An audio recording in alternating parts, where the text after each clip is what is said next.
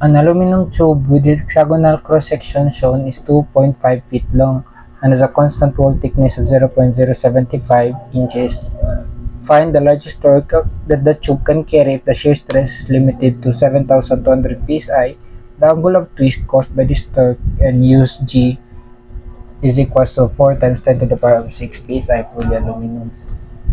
So, same ra na ito ganina. Ang problema ra nimo is ang pagkuha sa imuhang median area o kani siya kay constant thickness naman ni, so wala na to ani. Wala na to mag-ratio pa ka. Diretso na ni.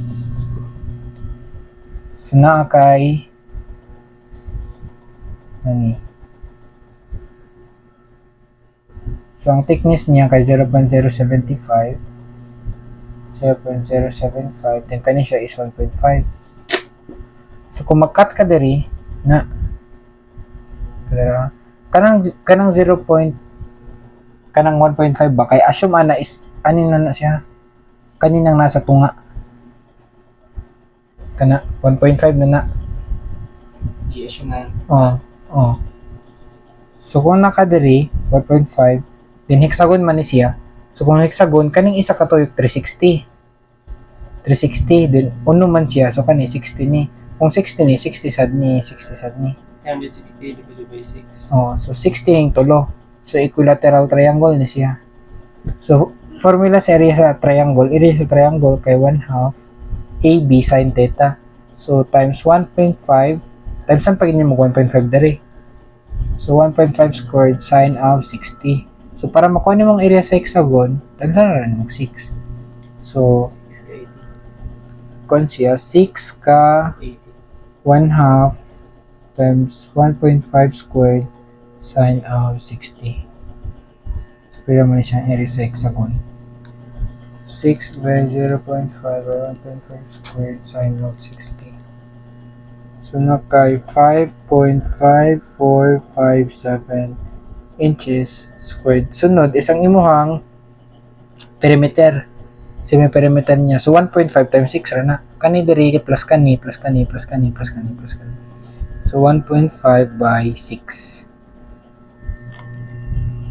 So 1.5 by 6 kani siya is 9. Substitute na. Determine the largest torque that the tube can carry if the shear stress is limited to 7,200. So naka shear stress is equals to torque over 2 times A times T. Then nihatag man siya value sa shear stress nga 7,200.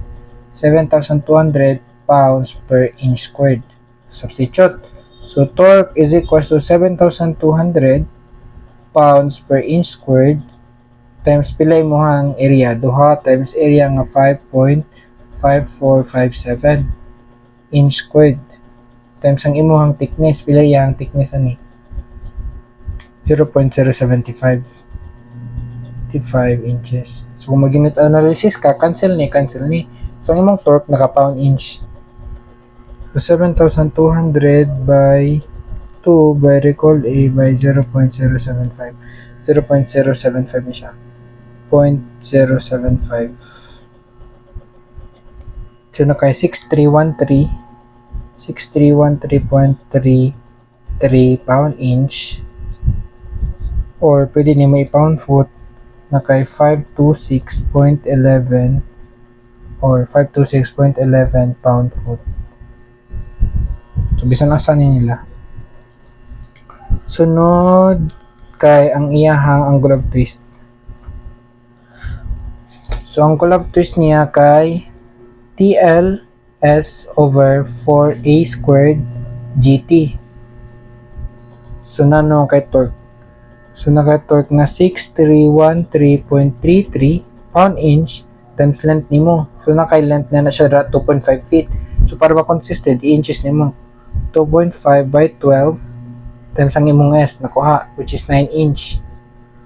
Over 4 times area niya nga 5.5457 squared.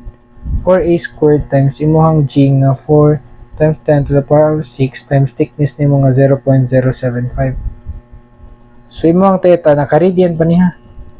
So answer times 2.5 times 12 times 9 over 4 times a squared times 4 e6 times 0.075. So times na lang nato diri og 180 over pi. So muna na kay 2.38 degrees.